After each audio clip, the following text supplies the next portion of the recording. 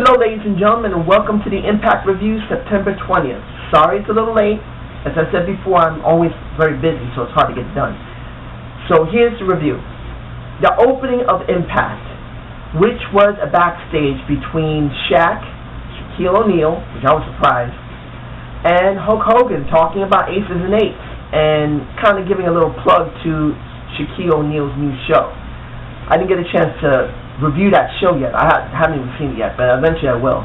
Basically saying Shaquille or Big Shaq had Hulk Hogan's back, but he never did show up during the show.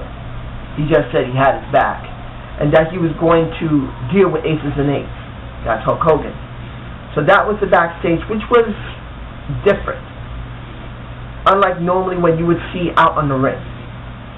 And I wish to say that it looks like the people at TNA kind of messed up a little bit on their video quality, because halfway through the show, and I managed to see the repeat as well as the live show, if they're still doing it live, and the video quality was bad.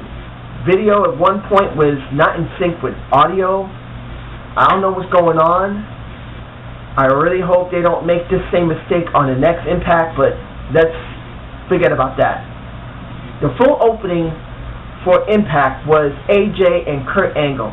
Since this is Gut Check and Fight Night, you got Gut Check and Fight Night every month. This Fight Night had AJ Styles and Kurt Angle saying basically how they're one of the two who's now in contention for the Tag Team Championships. They also put over Chavo and Superman a little bit, but then they decide we want to see who's the best between each other. I thought they were actually going to do a #1 contender match. I'm glad they didn't. Leave this for BFG. That's what I thought. So Hernandez and Chavo against Angle and AJ Styles. How can I say this? Both teams aren't bad. AJ and basically Angle can do a good match. So far that I've seen from Superman and Chavo is they're not bad. They just need a little time to work together. I don't think they're really in sync yet, but they're getting there. The match wasn't too bad. In the middle of it, you had Kaz and you had Daniels come down, and they were watching until it was reaching a point where you had Chavo and you had AJ Styles in the ring. Now, I really believe eventually these two are going to start having heavy matches together. I don't think they're coming now, but I think it's going to come later. That's just my feeling about it when they finally stop doing the tag team bit. Unfortunately, Kaz and Daniels interfere with that match, and Superman comes in to help. Now, Angle's on the floor. I think there might be still another injury to Angle, because I know he had a problem with his quad and his leg. So hopefully he doesn't have another injury, but just taking away from that, after that was done and Kaz and Daniels were walking back up saying, "We're the champions. Nobody can beat us. We are your tag team champions," Hulk Hogan comes out. And this is a theme for the rest of the night with Hulk Hogan. Hulk Hogan comes out and says, "You know what? You two, I could not figure out when the other two tag teams are going to have this shot against you. You guys made it easy for me. Bound of Glory. You're going to have you versus AJ and Kurt Angle and Chavo and Superman. A triple threat match. Not bad. Compared to how let's be honest, how WWE is doing it, they don't make it that well. Now, I'm not saying this is more well built than them, but let's give it straight. Compared to most of what they do with the tag teams, it has not been that interesting. Lately, they've been doing something. I'm not saying that. That's for another review. I'm just saying it just feels more substantial from TNA, and they're somewhat their tag team compared to WWE at this moment. Next, you're going to have a backstage. We have a lot of them. The first backstage is with Al Snow, just after the AJ and Angle and Superman and basically Chavo. He's talking about what happened with Joey Ryan. I'm looking forward to this match. I'm hoping it will be good. I know that Al Snow can still do a good match. He can still go. He's not that bad. My question is going to be, can Ryan bring up his game if this is going to be at BFG? Because not stated it is yet, That backstage basically said, if you want a gut check, you're going to have to go up against me. The way this is feeling, they're going to have to do this on BFG. If it's not BFG, it's going to be the next pay-per-view after that. But let's go to the next backstage, and there's a lot of backstage. Alright, we had, if I'm pronouncing his name, Evan Makopoulos. This is the new guy for Gut Check. Now, he's an 18-year-old kid, and for what he was giving in his own pre-tape, his vignette, about how he was at the age of 13, he told his parents, I signed a school. No, not 13. Well, actually, he did say he started wrestling at the age of 13. Didn't say it was professional. So my guess is maybe when he was about 15 or 16, even though he was trying to wrestle beforehand, well, I think he probably tried to get into the school at the age of 13. Let's just put it that way. He started going to the school there. His parents were very supportive of him if that's what he wanted to do. He basically said in his vignette, which was very, you could say it was inspiring to people who really didn't know what they wanted to do when they're young. That's what I would say in that respect. You can't say it was weak because he's saying really the truth, because he's saying, I'm only 18 years old, I've been wrestling since I'm 13. I know when I was beginning my wrestling career, I was a very small fish in a small pond. Now I'm a really super small fish in a big pond if I can get into TNA. And I'm going to show the judges a gut check. I have potential. I can say at least he did a good job with that.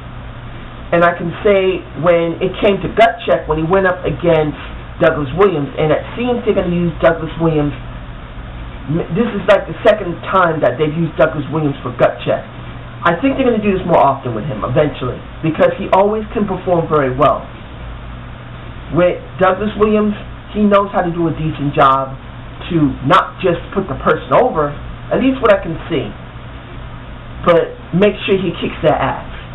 And he kicked literally the ass of Evan Makopoulos, if I'm pronouncing his name correctly. The kid showed heart.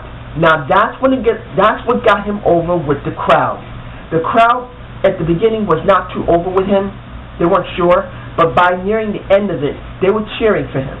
That shows that he has heart, and that also shows how good Douglas Williams can be in the ring, as not 100% in the ring in general, but he's close. And the next backstage is with Dixie and Pritchard. I'm not doing these because there's so many backstages. I'm not doing them in order. And this is also where you can see the video and audio quality was not doing so well. By that backstage, the video and audio quality was off. You had video behind the audio. But basically, Dixie Carter's saying to Pritchard, what are we doing about aces and eights? This is getting ridiculous. We need to do something. Something has to get done. And as she's talking with Pritchard, Al Snow comes in. Now I might have missed the part where Al Snow was going to have a talk with Hulk Hogan. I didn't see it, but I might have missed it because I had to do some errands in between even both reviews. Reviews of Impact, which sucked, but I had to do them. So as far as I can tell, there was nothing done with Al Snow. If I'm wrong, leave a comment to tell me what I missed. But anyway, the next was, okay, I'm going to do the next fight night, and I have to say this was good. You have Storm calling out Rude, and unfortunately I couldn't do an Impact review last week. Basically, Storm and Rude had their little talk at first, didn't even have a talk. It was Rude in the ring saying mainly how come Storm had the right to go for BFG all the way and now at that time reached near getting the title shot. Well, I had nothing. That's the reason why I screwed him. And at that time, Storm and Rude just went at it. They kept fighting one another. So Rude was told early, I'm going to call you out on open fight night, which he did. Rude came out and he did a good segment. He said simply, we're done, one part.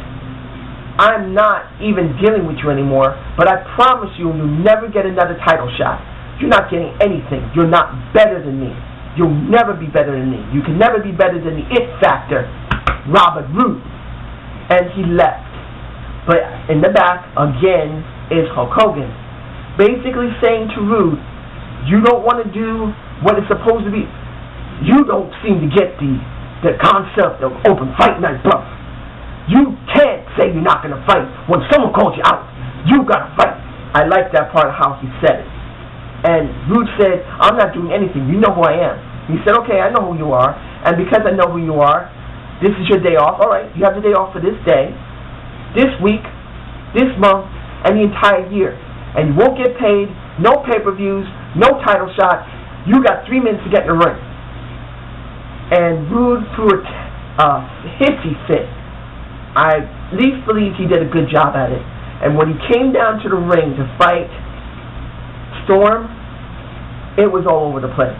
There was almost no action in the ring. I liked this. There was no real person over the other, even though it looked like Storm was getting the edge and the crowd was behind it all the way. Unless this was canned heat, which the way you could see in the background, the people were cheering very loudly. So I don't think this might have been all canned heat. If it's there, I don't think they used a lot. But you can see that this is going to be a good BFG match. And I really liked it. Hopefully, if they keep building like this before Bound for Glory, this is going to be such a good match and may actually overwhelm what's going to happen for the championship belt, the world title. Now, this also leads into the world title with Aries and with Hardy. When Bully Ray stopped Austin Aries last week when he was going to talk to Hardy, I thought that was a good thing then. I didn't know what was going to be said, but I thought it was at least good to see that what could have happened in Bound for Glory, they did a bit of a match. Now, but essentially then, it was just interfering with it, interjecting Bully Ray into it. And I thought this was really good, but this kind of sucks that Bully Ray's not there. Now I understand what they're doing. So, this is what happened in the backstage. Austin Aries basically said to Jeff Hardy, 1, you're freaking me out, open your eyes, because of the pain. 2, everyone is saying that you are the best and you're going to win. No one's talking about me, but forgetting about that, people are saying you're hungry for my title. That's not true. I'm hungry for what you have. Everything you accomplished, everything you did, we're both the same age, but you entered 10 years younger than me. And you have accomplished a huge amount. I want to prove that I can be just as good as you. And I thought, when I saw that, something told me someone's about to turn heel. That's my feeling at that moment. That was my gut feeling. Now, I'll leave that at the end of the show, of this review, not show, sorry, of this review. But we have so many reviews, sheesh. I mean, backstage retakes is so bad. I mean, it was necessary for the show, but it was so much backstage. It almost overwhelmed any match or anything that was being done. It was that much. But anyway, let's get into the next section. We have Terror, which I did say in my predictions for No Surrender and my review that one of the two was going to turn heel, either Tessmacher or Terror. And it was Terror. And she cut a nice in-ring segment saying, I did whatever I had to no, my mistake. Getting a little reverse here. You have Terror saying that everyone used her, and Tessmacher took total advantage of her to get to the top. And she said she's going to get her. But I thought when she was going to call out who she was going to call out, it was going to be Tessmacher. That's what I thought. But it was actually Christy Hemme. Christy Hemme. A woman who hasn't wrestled maybe about 4 years, at least 3 or 4 years. At least from what I understand. She doesn't wrestle anymore. She only does the announcing, which she is damn hot. Gorgeous woman. There's very few women on there that I don't think look good. Very few. Christy Hemme is on the top of near the top of one of my lists. I like Hemme. She looks that good with that red hair. From what I understand, she's actually a redhead, if I'm right. But she's called into the ring, Tara's saying, you're talking smack about me. Who is your favorite knockout? And you have Hemi saying, right now, it's Tessmacher. She was about to kick the shit out of her. And I wouldn't have minded seeing it. It would have been interesting to see Christy Hemme get beat up a little bit. You don't usually see it from her. It would have been a good thing to see her actually fight back. But that never happened. Tessmacher comes down and stops it. It's not totally a bad thing. You have to have Tessmacher try and stop the fight. But there was no fight. And it would have been better to see something. Now, I don't know if Christy Hemme's been injured or anything, so she can't wrestle anymore. I'm not saying that. I don't really know that much about Christy Hemme's backstory, so I'm going to have to check a wiki to see. But if she's still capable of being able to be doing something in the ring, it would have been more better if she managed to do something and then having Tessmacher by her side. Because it would have been better that way. I didn't really like it that much with this. Even though it wasn't bad, I just didn't like it. It could have had more to it. It's still leading up to something that could be interesting and Bound for Glory. So, the next thing is the backstage with Tara and Brooke Hogan. Now, I have to say, compared to a dad today, where he was completely on camera, it's been very, very sporadic with her. Rarely you see her, which I think, as I said in one TNA review, was very good. And she told Tara, I really respected you, because what you're doing now, I don't like it. You're going to have to pay, you're going to get something next week. You're going to get something there. And my question is, what could it be? I don't think they're going to throw Tessmacher at her this time. She's got to go up against somebody else. Maybe Mickie James. Maybe you'll have, I don't think she'll use Madison Rayne. Please, no. Maybe it's going to be Velvet Sky. Maybe we'll get a very, very special rare appearance of Angelina Love, who's supposed to be one of the best we had over the years. She's been around for a while, like Velvet Sky. We haven't seen them for months. One of those three could be there. Even a Winter wouldn't be bad. I don't think I want to see another Gail Kim. I'm tired of seeing Gail Kim. Show me someone else. I wouldn't mind seeing those four. Let me see a Mickie James. Let me see a Velvet Sky, Angelina Love, Winter. Show me somebody. Hopefully that's what's going to happen. And then you have, I'm going to combine all of these. First, you have Hogan talking on the cell with Aces and Eights, saying that you got a deal for me. You got yourself a lawyer. We'll play your game, and I'll be ready for you. Second, you have Hulk Hogan, who gets in the ring and flat out says, I am going to get you. I'm going to come to your clubhouse. I'm going to play your rules, and I'm going to get all of you. But in the middle of that, let go of Joseph Parks. Now, for what I understand from last week, I didn't manage to see all of Impact last week. Joseph Parks got kidnapped. So he's been captive by Ace and Eight for several days. Now, the one who is on screen on the Titantron kind of gives me the air of Abyss, the way he was talking. Even though they did, you know, like, distort his voice, he still gave off a feeling of Abyss, especially when he gave props to Joseph Parks. He basically said that we're going to play by our rules.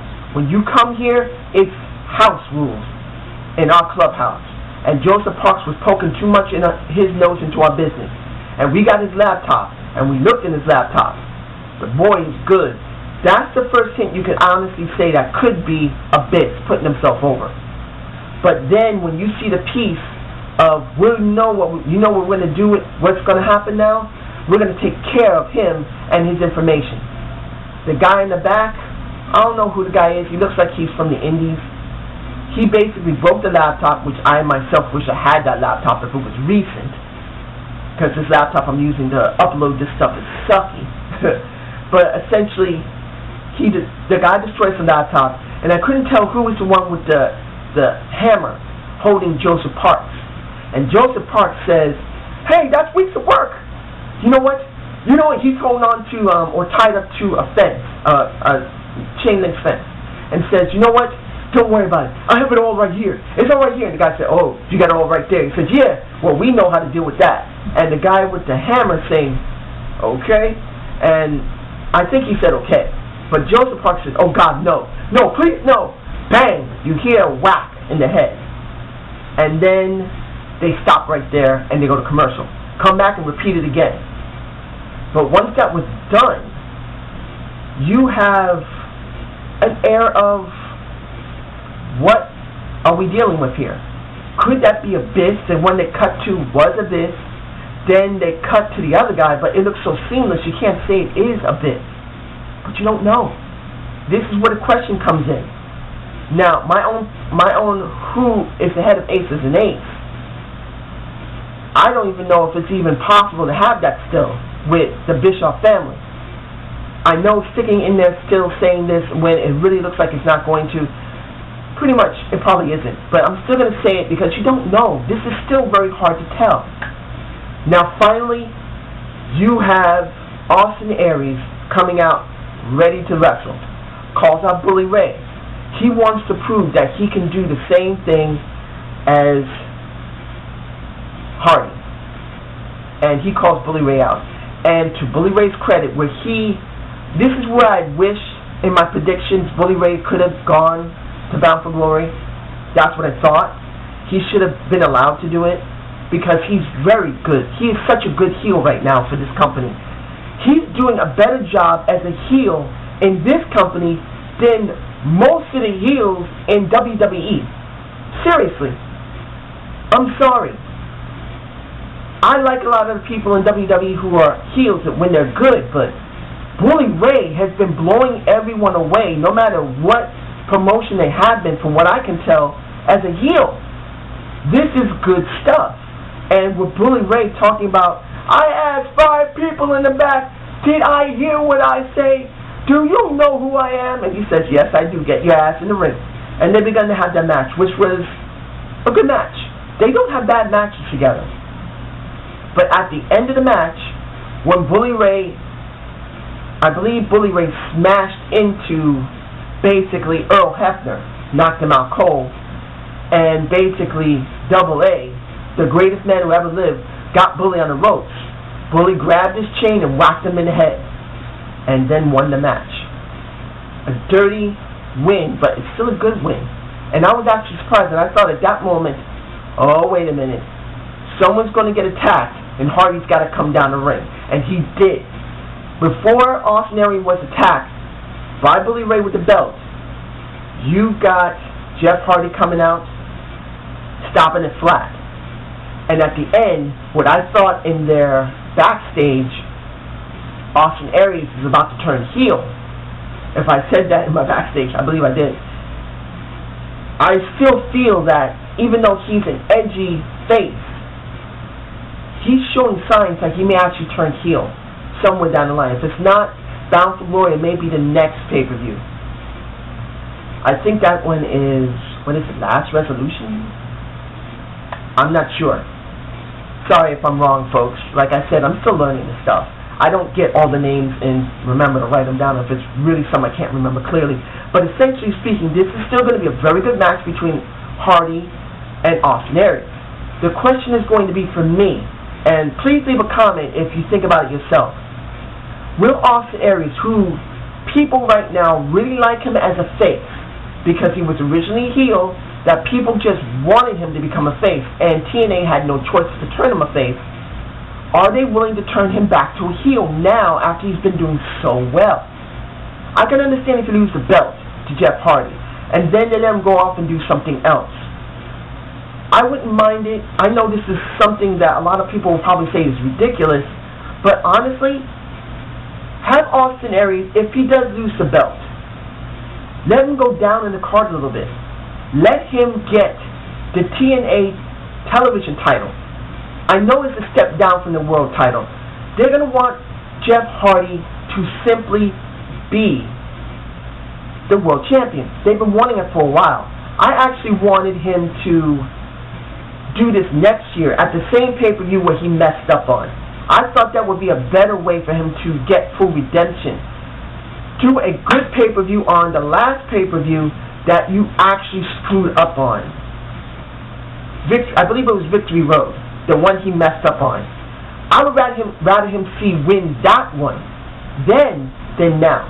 at Bound for Glory, but that's just me.